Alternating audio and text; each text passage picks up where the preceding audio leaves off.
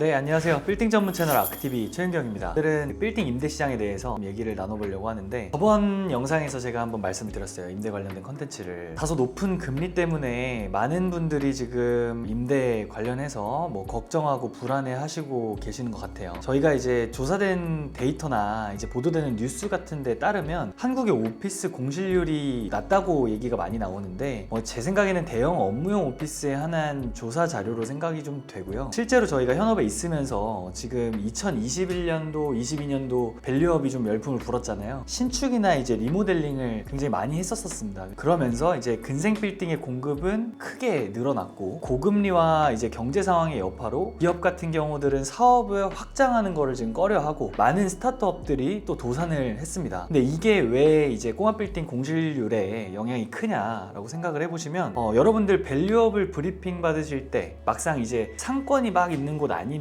오피스 용도나 뭐 사옥 용도로 짓고 임대를 주자 이렇게 많이 브리핑을 받으셨을 텐데, 실제로 그때 당시에는 그런 수요들이 많았고 꼬마 빌딩 임대 시장에 굉장히 큰 비중을 차지했었습니다. 근데 이 수요가 앞서 말씀드리는 상황 때문에 급감하게 됐고, 그리고 공급은 동시에 준공이 나잖아요. 21년도, 22년도에 시작을 했다고 하면 이제 준공이 막 날 테니까 동시에 준공이 나다 보니까 공급은 급상승을 했습니다. 공실이 많이 생길 수밖에 없는 지금 그런 상황인 것 같고요. 건물을 잘 짓거나 흑색이 있지 않는 이상 임대가 잘 안 나갈 뿐더러 임대료 수준도 지금 금리 수준을 견디기에는 조금 낮은 편이라 감당을 못하는 그런 경우들이 좀 있습니다. 들어간 원가와 뭐 앞으로 부담할 이자 이런 게 있다 보니까 정말 이러지도 저러지도 못하는 총체적인 난국이 되는데, 그래서 어떻게 해야 하냐, 두 가지입니다. 팔던가 아니면 임대를 맞추던가. 사실 고금리가 장기간으로 가고 쉽게 빠르게 가라앉지는 않을 걸로 보이기 때문에 공실 상태가 지속이 되거나 뭐 아니면 임대를 맞추더라도 이자 부담하는 분이 계속해서 크다면 내년에는 못 견디고 매물로 이런 건물들이 많이 나올 걸로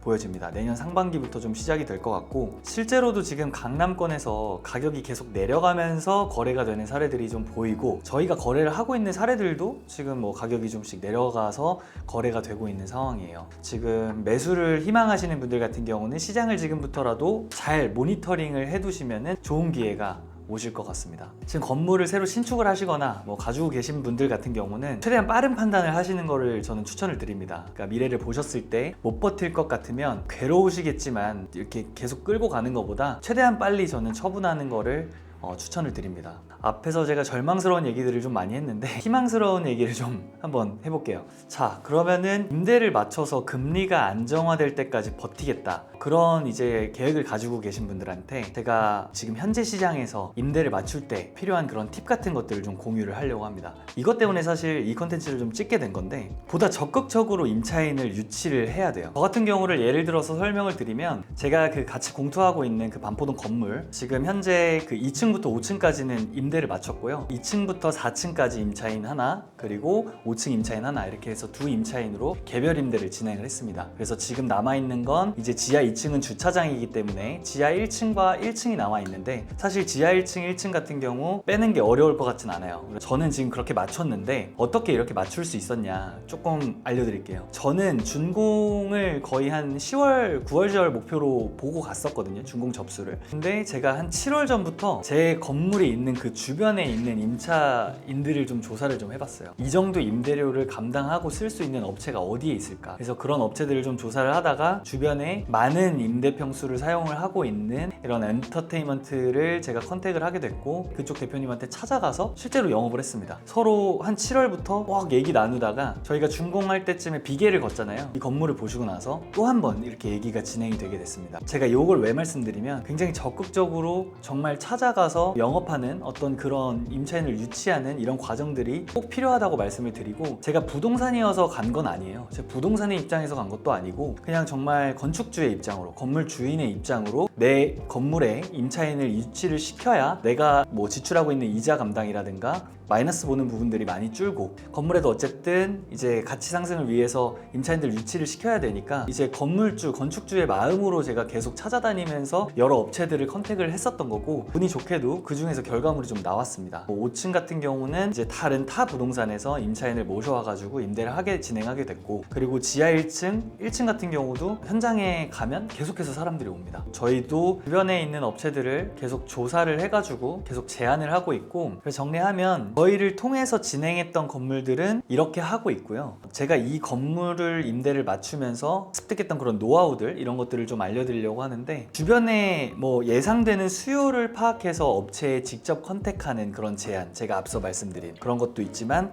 주변에 만기되는 업체들을 조사를 해서 그 만기되는 업체들한테 찾아가서 제안을 합니다. 그러면 신축 건물이기도 하고 그쪽에서 내는 임대료가 현저하게 저렴하거나 그런 게 아니라면 뭐 옮길 수 있는 그런 여지들도 있겠죠, 충분히. 그리고 저희가 임차인들이 저희 건물을 선택할 수 있는 어떤 메리트라던가 이런 것들을 줄 수 있는 포인트들을 잘 잡아서 임차인과 협상을 하면 임차인 유치하는 데 꽤 많은 도움이 되더라고요. 그래서 그렇게 한번 해보셨으면 좋겠고, 그리고 우리 건물에 맞는 업체를 계속 지속적으로 리스트업을 해서 제안을 하는 겁니다. 예를 들어 학동역에 리모델링해서 임대 맞췄던 건물 한번 나갔던 적 있잖아요. 가구거리랑 사실 좀 거리가 가깝기 때문에 가구 업체들을 계속 리스트업해서 저희가 뭐 이메일이나 아니면 찾아가든지 이렇게 지속적으로 제안을 해서 임대가 맞춰진 그런 케이스예요. 뭐 여기도 마찬가지로 포동 같은 건물도 저희 건물 평수에 맞는 어떤 업체들이 들어올 수가 있는지, 뭐 병원이 들어올 수 있는지, 사실 저는 병원 자리는 생각을 안 해서 병원은 뺐거든요. 아예 그냥 업체 리스트업에서. 그래서 예를 들어 저희가 건물을 그래도 예쁘게 지어놨고 잘 지어놨기 때문에 뭐 1층에는 F&B라든가 뭐 지하층은 지하 2층하고 묶어서 줄 수 있는 면적이 있어서 PT샵이라든가, 아니면 지하 1층, 1층을 묶어서 저희가 갤러리한테 제안을 한다든가, 이런 식으로 저희는 제안을 하고 있어요. 근데 업체 리스트가 정해져 있는 건 아니잖아요. 저희가 모르는 업체들이 계속해서 나올 거고 계속해서 리서치 하다 보면, 그래서 그런 업체들한테 계속해서 제안하고 컨택하고 하는 게 좀 중요할 것 같습니다. 우리 건물에 맞는다는 건 사실 물리적으로 이 건물 건축물에 맞는 임차인일 수도 있지만, 그런 분위기나 저희가 책정한 임대료를 내줄 수 있는 정도의 어떤 매출을 하거나 그런 규모가 되는 업체인지, 이런 것들까지도 같이 판단을 해서 제안을 하시는 게 좀 좋을 것 같아요. 안 맞는 임차인들한테 주구장창 제안하는 거는 사실 너무 시간 낭비라고 제가 생각을 하기 때문에, 그런 리스트업을 계속해서 리서치를 하는 걸 저는 좀 추천을 드립니다. 현재 그 예전처럼 부동산에다가 내놓고 그냥 기다리면 맞춰지는 그런 임대 시장이 아닙니다. 지금은 임대 맞추기 굉장히 어렵고요. 만약에 주변에 잘 맞춰주는 부동산들이 있다면 칭찬해줘야 됩니다. 그런 부동산들은 지금 정말 잘하고 계신 거기 때문에, 예전처럼 계속 부동산에만 내놓고 그냥 계속 기다리신다면 그냥 계속해서 공실 상태로 갈 확률이 굉장히 높습니다. 임대 물건이 지금 많기 때문에 우리 건물에 대한 적극적인 PR이 되게 중요한 시기라고 저는 생각이 돼요. 어떻게든 타게 해야겠다라는 생각으로 건물주분들이 좀 움직여 주셨으면 합니다. 부동산에만 맡기지 말고. 저희를 통해서 이제 준비하고 프로젝트를 한 건들 같은 경우는 저희가 지금 끝까지 책임지려고 최선을 다해서 지금 말씀드린 그런 방법을 동원해서 저희가 임대를 진행을 하고 있고요. 꽤 많이 맞췄어요.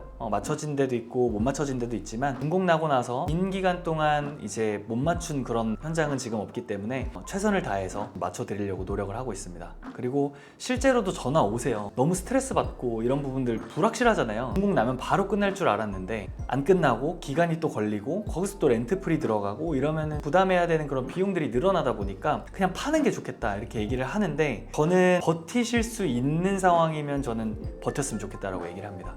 뭐 예를 들어서 3개월 넘게, 뭐 6개월 이렇게까지 계속 안 맞춰진다, 이렇다면 그때는 다른 선택을 하는 게 맞겠죠. 하지만 이제 막 준공이 됐는데 너무 조바심 내지 마시고, 일을 맡긴 부동산도 믿어주시고, 그리고 실제로 많이 바쁘시더라도 직접 움직여 보시고, 그러고 나서 어떤 판단을 하시는 게 올바른 판단을 하실 수 있을 거라고 생각을 합니다. 네, 그래서 지금 부동산이 굉장히 많이 불황인데, 높은 금리 때문에 이게 지속적으로 좀 더 오래 갈 것 같다라는 생각이 좀 들고요. 준비가 되신 분들은 이런 불황에서 못 견디는 그런 매물들을 잡으실 수 있는 어떤 준비를 하셨으면 좋겠고, 이렇게 견디고자 하시는 분들은 적극적으로 임차인을 유치를 하고 고금리를 버틸 수 있는 그런 체력을 마련해 놓으셔야 될 것 같습니다. 지금 12월이고 이제 한 해가 거의 다 끝나가는데, 남은 연말 준비 잘 하셔서 내년에는 다들 목표하시는 바, 원하시는 바 이룰 수 있길 바라겠습니다. 시청해주셔서 감사하고요. 이번 영상 여기까지 하겠습니다.